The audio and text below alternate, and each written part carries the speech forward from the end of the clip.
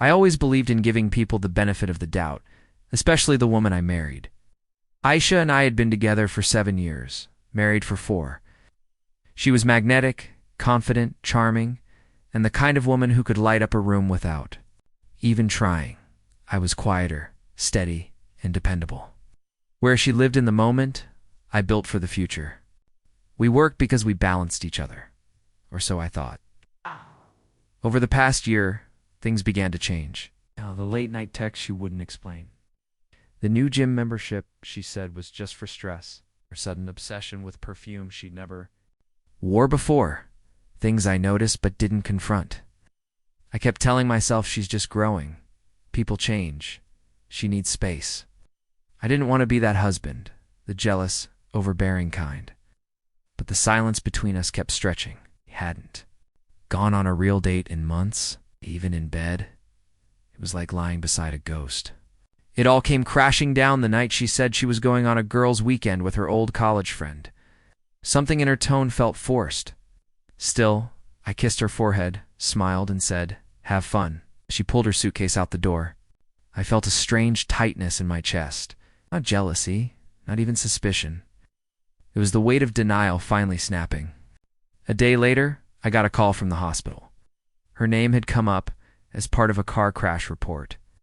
Serious injuries, emergency surgery, listed as the passenger in a vehicle registered under a man I had never heard of. I dropped everything and drove, like a madman, to the hospital. When I arrived, the receptionist recognized her name instantly. "I see you, room 204.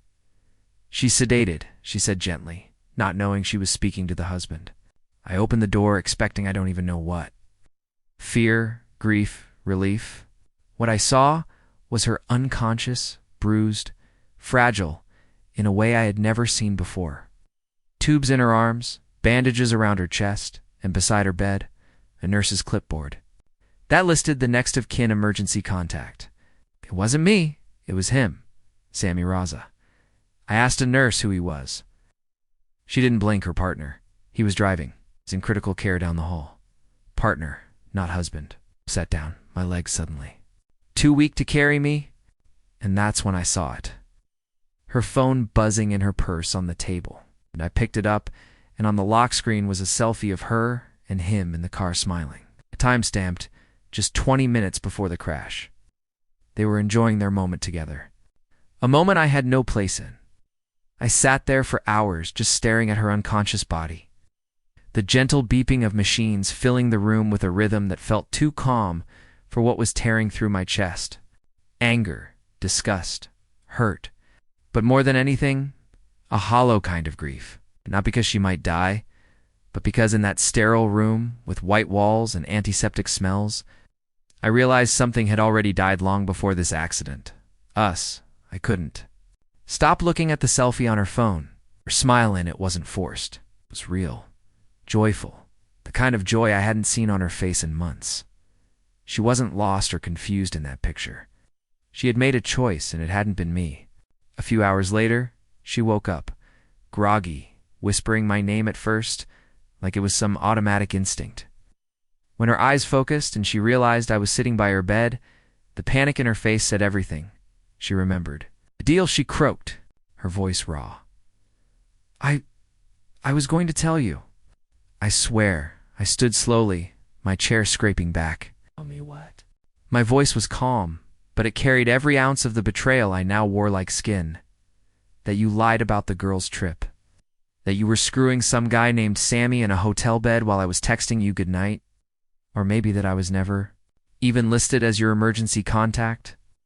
Her eyes welled up, tears slipping down her bruised cheeks. It wasn't supposed to happen like this. He made me feel alive again. And I was scared. I didn't want to lose what we had. What we had, I laughed bitterly. You buried what we had long ago. I was just too loyal to notice. She tried to reach for my hand, wincing as the 4-line tugged against her skin. I stepped back. I couldn't let her touch me. Not anymore. Not after. Everything. I made a mistake. She whispered. No, I said coldly. A mistake is one night. You built an entire second life. That's not a mistake. That's a decision. Just then, a nurse came in informing us that Sammy had just come out of surgery. He wasn't doing well. Multiple fractures, internal bleeding, and outside the ICU, his family had shown up. A woman and 2 children. The nurse lowered her voice. His wife is demanding answers. I turned to Aisha, the color drained from her already pale face. You didn't even know he was married, I asked. She shook her head, breaking, I didn't. I thought he was divorced. It was almost laughable. The liar had been lied to. I didn't feel vindicated, just numb. I looked at her one last time. Rest up. You'll need your strength. Divorce lawyers don't go easy. Then I walked out of the room. I didn't look back. I didn't go back to the hospital after that night. Whatever thread had once tied me to Aisha, it snapped cleanly the moment I saw her face change at the mention of his wife. That's when I realized her betrayal wasn't just against me, it was against herself. She'd given up everything we'd built, not for love, but for escape. And now, karma had answered. Sammy survived, but not without consequences. He spent 3 weeks in ICU, most of them in silence, as his wife refused to see him. Eventually, she filed for divorce quietly and moved with her kids back to her parents. I heard through someone that Sammy tried calling Aisha from the rehab center, but she never answered. She had nowhere to run now. Her family found out everything. Her mother, who once adored me and blamed my quietness for Aisha's boredom, called to apologize in tears. I raised her better than this, she whispered. I truly thought she loved you. I said nothing. Some wounds don't need salt. They just need time. The divorce was clean. I gave her nothing to argue over. No threats, no shouting matches, just paperwork. She tried messaging me once, a long, guilt-soaked apology, saying she would carry the shame for life. She said I was the best thing that ever happened to her and that she destroyed it. Reply. Sometimes silence is the only language a broken heart can still speak in. Months passed.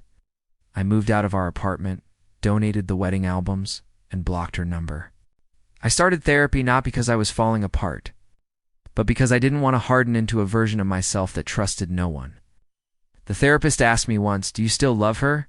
And I said honestly, I love the memory of who she was, but that version of her never really existed. It took time, but I began to breathe again. I started going on walks in the evenings, picking up old hobbies. I read books instead of scrolling through pain. The ache in my chest didn't vanish. It just stopped screaming. And in that silence, I found peace. A few weeks ago, I saw her again. Not in person. Someone sent me a video. She was in a mall arguing with someone, visibly stressed, thinner, pale. She looked like someone who hadn't slept in days. The confident sparkle she once carried in every room was gone. I didn't feel satisfied.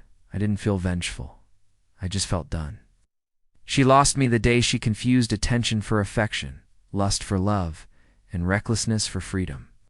And me, I walked through fire and came out clean. Because in the end, pain didn't break me. It introduced me to the man I was always meant to.